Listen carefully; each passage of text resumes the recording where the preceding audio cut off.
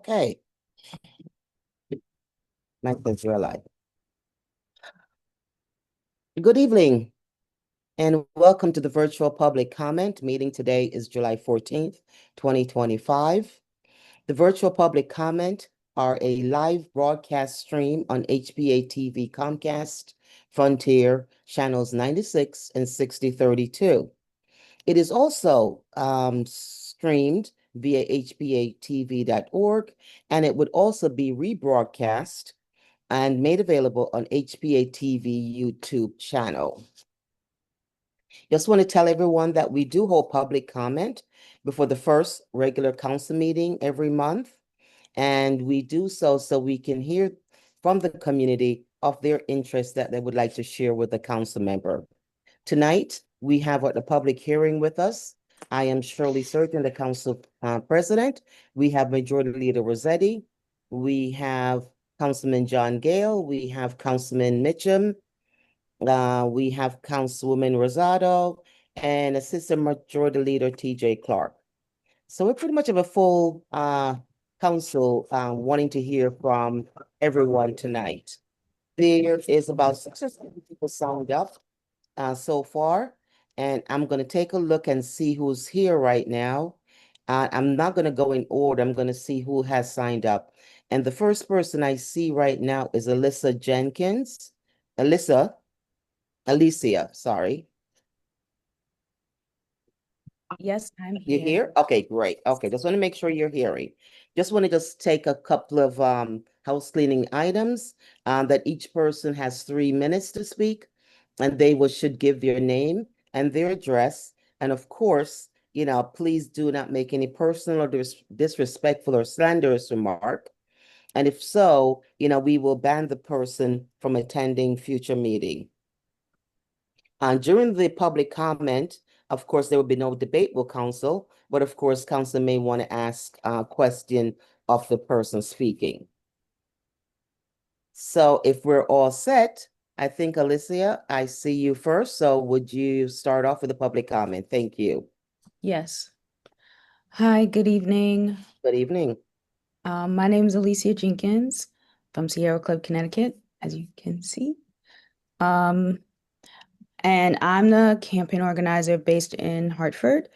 I'm here to advocate again for the capital area system and its updates and the plan to update the capital area system to 100% renewable energy and have a workforce of Hartford residents attached to this job.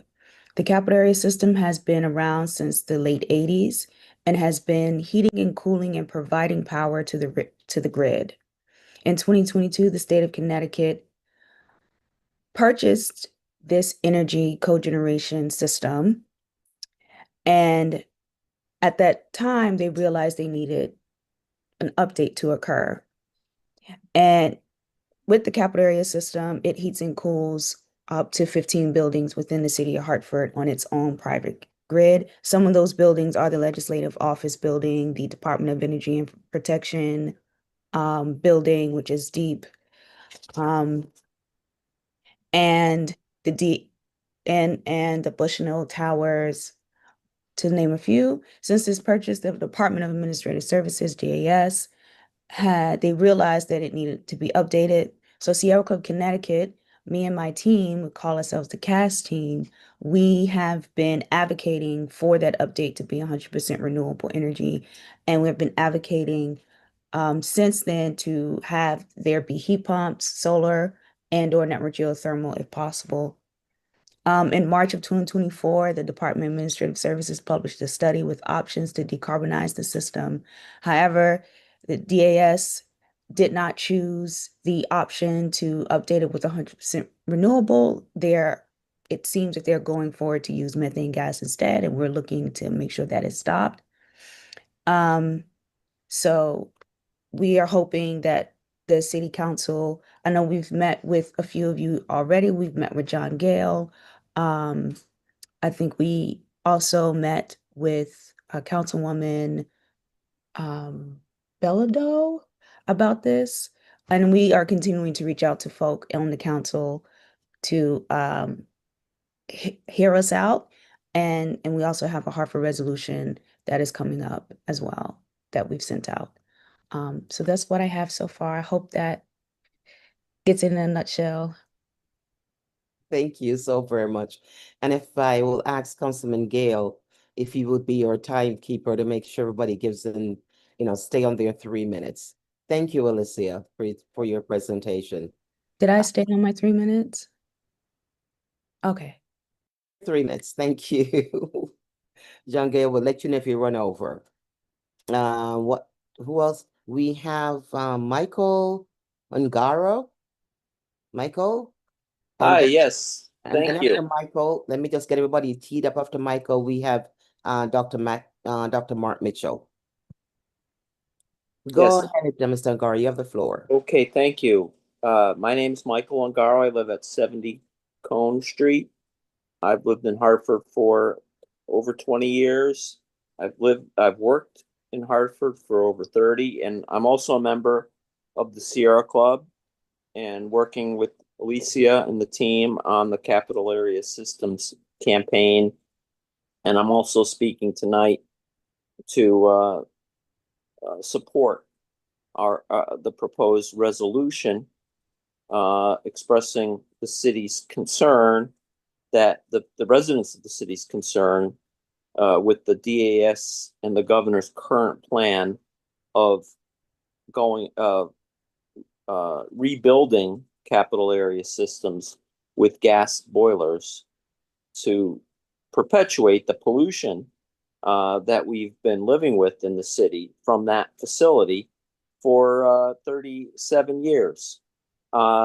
It's not the direction that the governor has promised the state would go in with regard to retrofitting and rebuilding facilities owned by the state. The governor has said that we should be doing that in a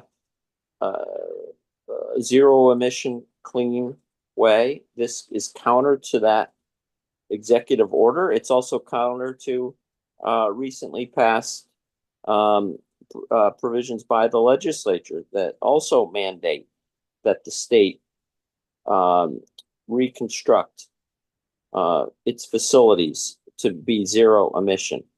And there are options available now, clean options that are being implemented in other municipalities in the Northeast. And specifically, the network geothermal option is gaining traction in a lot of places, such as in Framingham, Massachusetts, Boston, Massachusetts, New York, New Haven, Wallingford, all have different types of projects utilizing network geothermal. And that's a way to achieve clean, efficient heating and cooling for these buildings. And it would give us the state the opportunity to abide by the governor's executive order and to reduce the pollution in Hartford. And Hartford is an environmental justice community because of decisions like this to pollute when you have the option not to.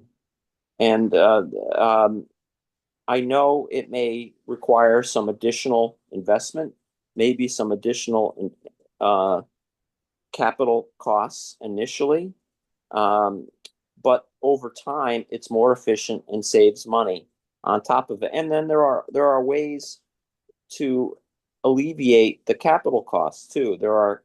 And this is something that Sierra Club has proposed that DAS explore. There are entities known as environmental service companies that would share some of the initial capital costs so that this facility would come within the budget that the DAS already has, and then the costs of installing these new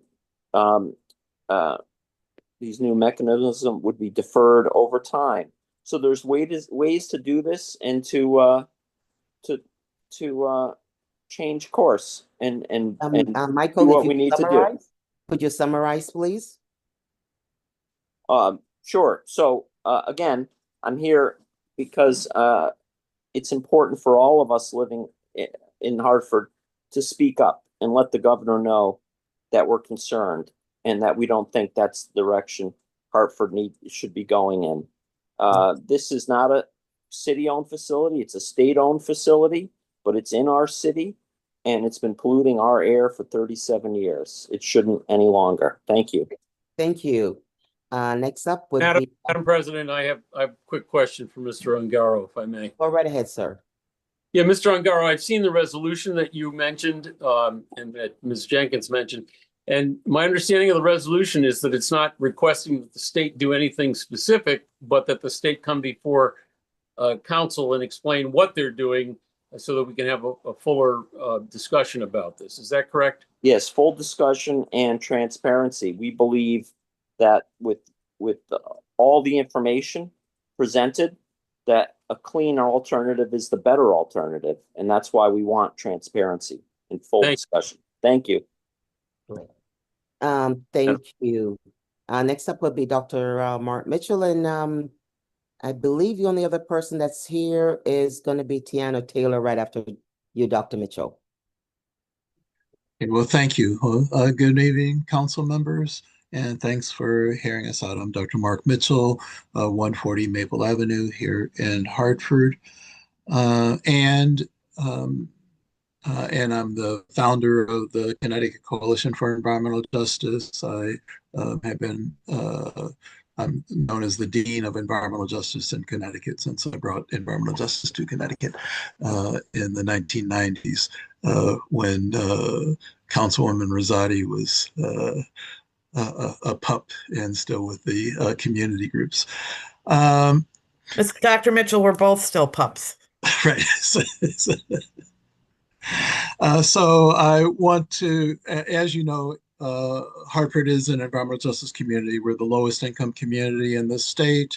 We are 85% people of color. And the greatest predictor of where environmental hazards go is the percentage of people of color. That's why we have so many environmental toxics in Hartford. We have the third largest amount of air pollution in Connecticut.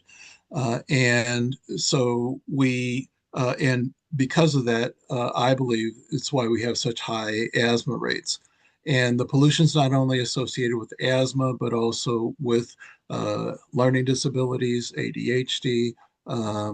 We know, for example, that schools that are on the downwind side of a highway have a lower test score than those on the upwind side of the highway because of the pollution.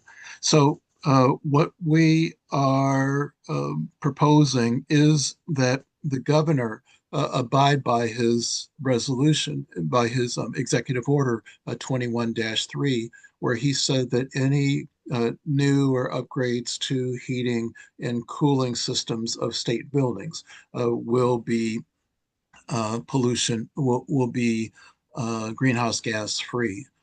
And so that's why we're asking.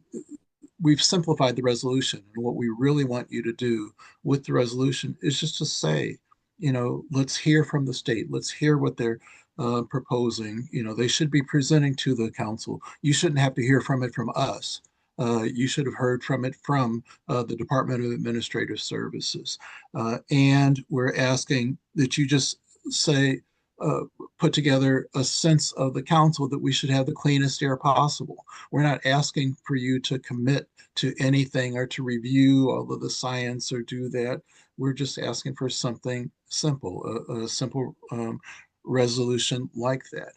The consultants that put together the proposal said that, well, instead of cleaning up the air in Hartford, what we can do is buy credits, clean air credits, so that other places can reduce their pollution, and that it's just the same as reducing pollution in Hartford, when in fact it's absolutely not the same. So what we want to do again is to hear is to ask them to come before you and come before the city to explain why they're moving forward with this option. So thank you.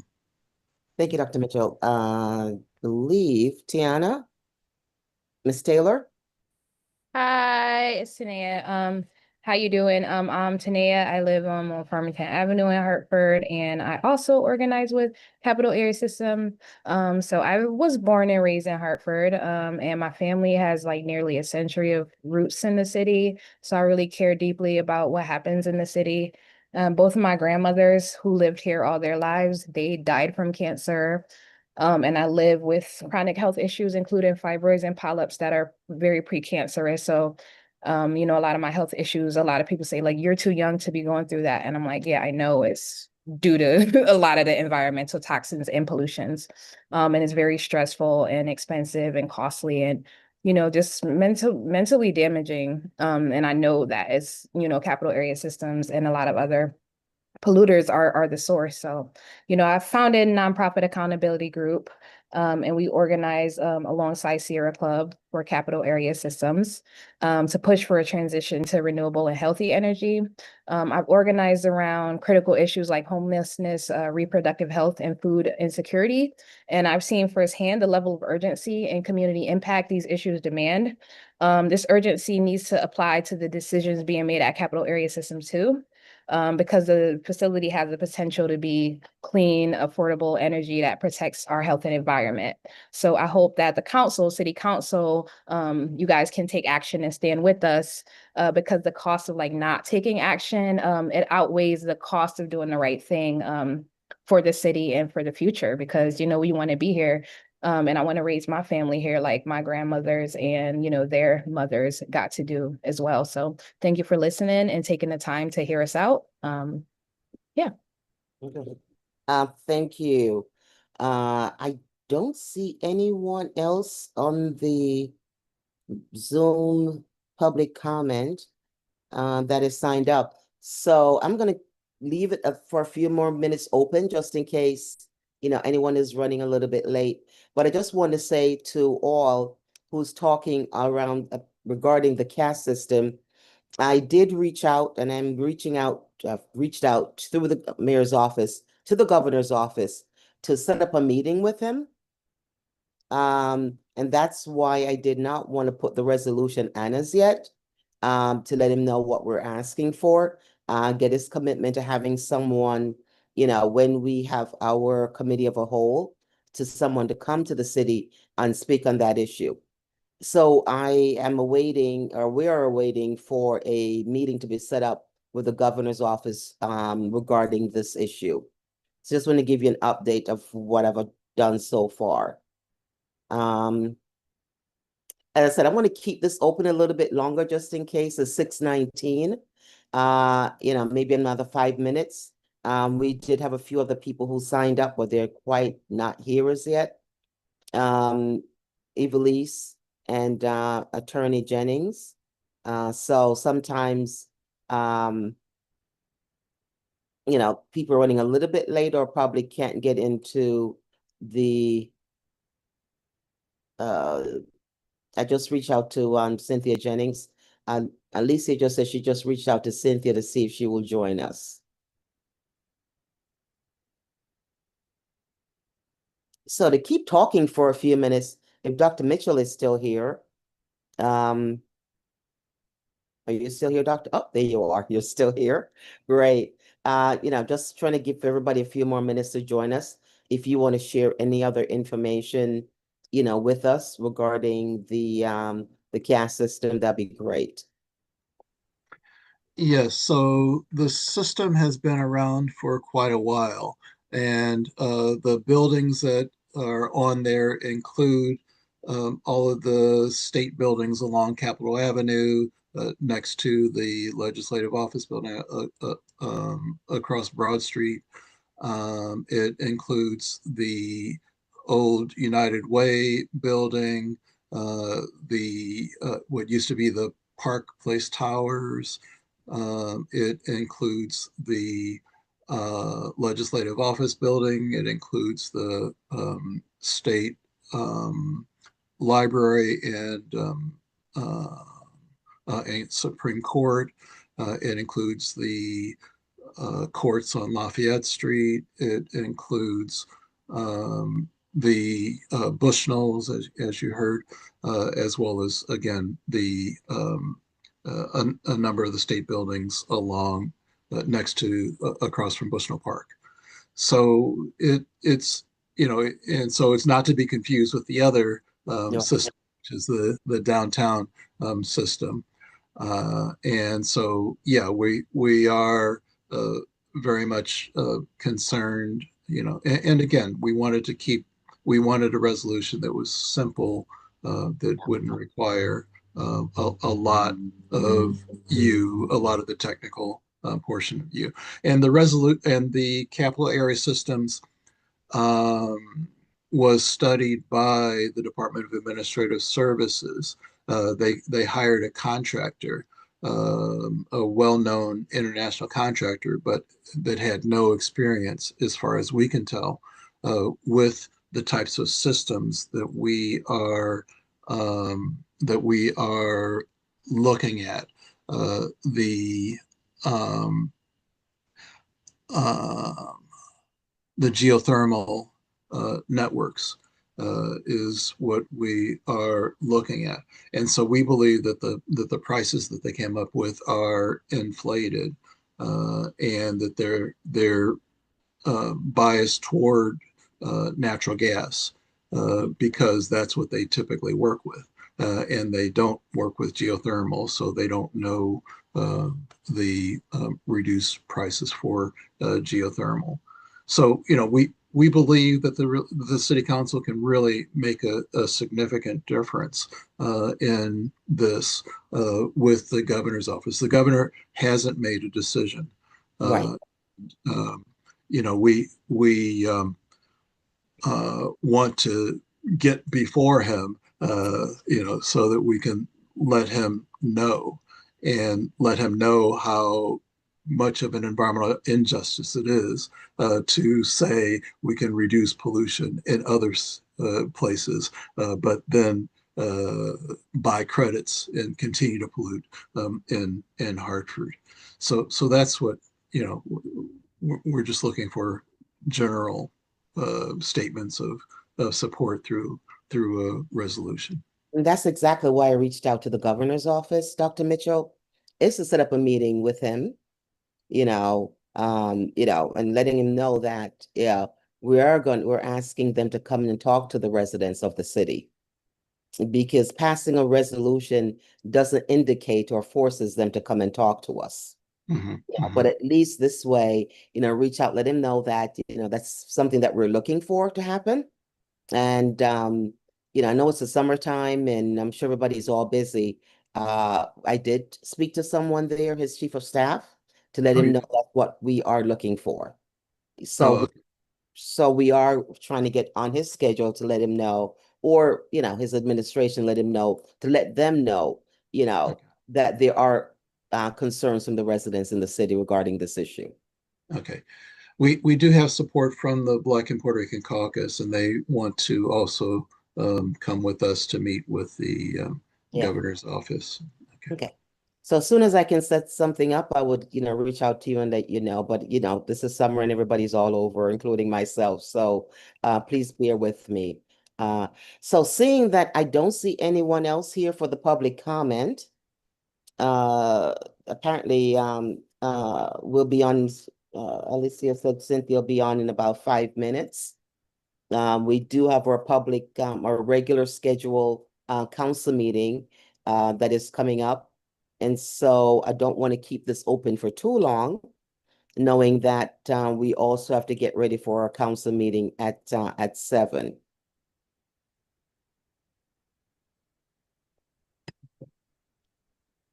There will be other opportunities, if Cynthia doesn't make it. We do have our next public comment in August, that we are willing again to open the floor up for everyone to come and speak again and speak on this issue. So it is 6:25, and seeing that there is no other speaker ready to talk with us, I am going to call the, oh, nope, she didn't make it. I'm going to call the public comment to a close. Again, I'll reach out to everyone when we get a chance to set up something with the governor's office. Thanks so much, Council You're President, welcome. members, and all All the right, members. thank you. And I see all the council member back in about 40 minutes again for the council meeting. Thank you, everyone. Have a good evening. Thank you. Thank you. Thank you very much. Bye.